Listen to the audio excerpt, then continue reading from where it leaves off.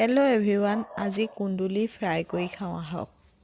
বেচন দি কুন্দুলি ফ্ৰাই কৰি কেনেকৈনো খায় তাকে আপোনালোকক আজি বনাই দেখুৱাইছোঁ দেই। বনায়ো দেখাইছোঁ, লগতে আজি দুপৰীয়া এনেকৈ পটল ফ্ৰাই কৰিয়ে খালোঁ। আজি তাতে নিৰামিষ, আমি নিৰামিষ খাওঁ মঙলবাৰে, সেইকাৰণে আজি দুপৰীয়া ভাবিলোঁ কুন্দুলি আনি থোৱা আছিলে, চৰি দেই পটল বুলি আহিছে, কুন্দুলি আনি থোৱা আছিলে, সৰু সৰু ধুনীয়া ধুনীয়া কুন্দুলি।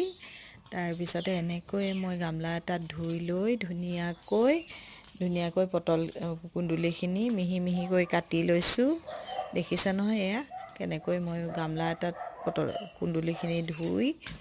কুন্দুলিখিনি ধুই লৈ ধুনীয়াকৈ বাতি এটাত এনেকৈ মিহিকৈ কাটিব, কিন্তু আপোনালোকে বনালে দেই এনেকৈ পাতলকৈ মিহিকৈ কাটি ল'ব। প্ৰথমতে বাতি এটাত এনেকৈ মিহিকৈ কাটি লৈ তাৰপিছতে আপোনালোকে বাৰু এনেকৈ বনাই খায়নে কেতিয়াবা? যদি নাই খোৱা, মোৰ ৰেচিপিটো ধুনীয়াকৈ চাই লওক, তেতিয়া আপোনালোকে বনাই খাই চাব। এনেকৈ কিন্তু বনাই খালে আৰু বেলেগ ধৰণে খাবলৈ মন নাযায়, আৰু সদায় কুন্দুলি বনালে এনেকৈ বনাই খাবলৈহে মন যাব। এনেকৈ ধুনীয়াকৈ মিহিকৈ কাটি লৈ তাৰপিছতে মই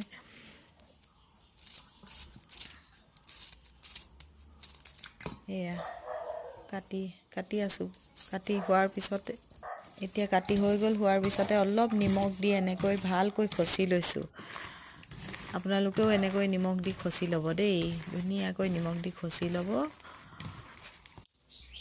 খচি লোৱাৰ পিছতে অলপ পানী দি ধুনীয়াকৈ খচি ধুব। ধুই লৈ তাৰপিছতে এনেকৈ